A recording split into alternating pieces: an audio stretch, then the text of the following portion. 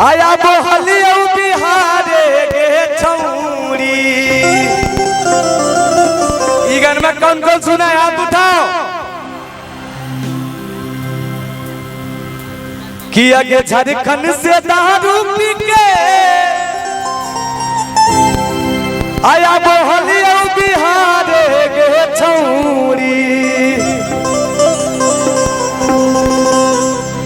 आधा जौली बॉर्डर पर धर ले कौ 112 गे छौरी।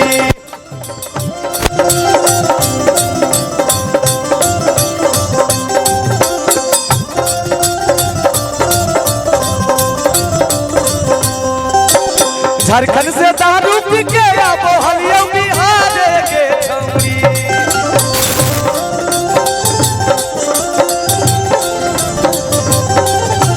झारखंड से दारू पी के बोहलियो बिहारे गे छौरी। जब से हमारा बिहार में दारू बंद हुआ है ना, हमारा भाई लोग के साथ बहुत गलत होता है। अगर ये लोग झारखंड भी एंजॉय करने जाता है तो एगो मशीन लाया फुकवा दिया जाता है। का होता है ना हो। अच्छा मुई बॉर्डर पर धर ले कौ 112 गे छौरी।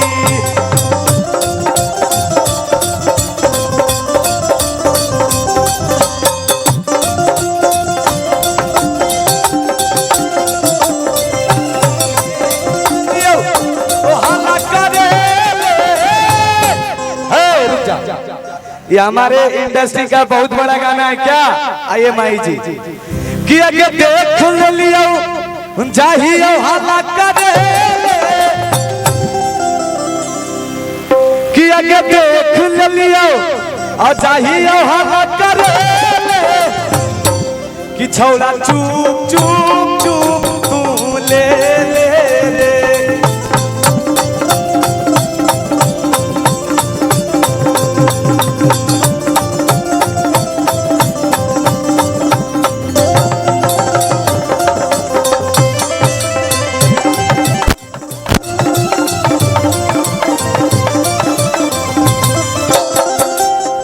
छौड़ा कहता है क्या। जेल हो के लोग बेल कराबाई दे पर भी लगा के हमरा छोड़ाई दे।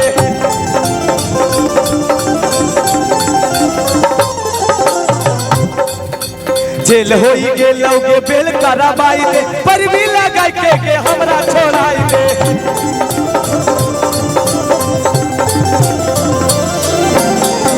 हमारा भाई की तरफ से हिमांशु भाई की तरफ से 500 रुपए के पुरस्कार बहुत बहुत धन्यवाद।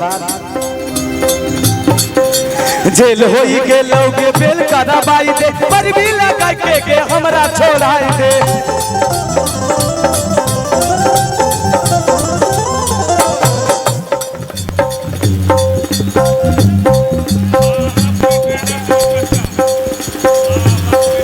मासा फ्रूट ट्रेडर्स मरकट्टा की तरफ से 500 बहुत बहुत धन्यवाद।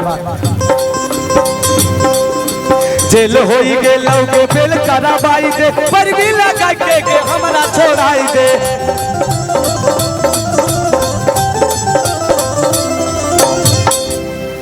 आगे छोड़े के बदले में पैसा मांगू 6000 गे छौरी। कि छोड़े के बदले में पैसा मांगो 6000 गे छौरी।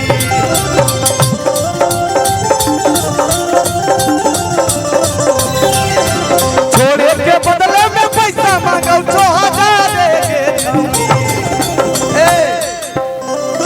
अनाबादा बॉर्डर पर धर ले कौ 112 गे छौरी।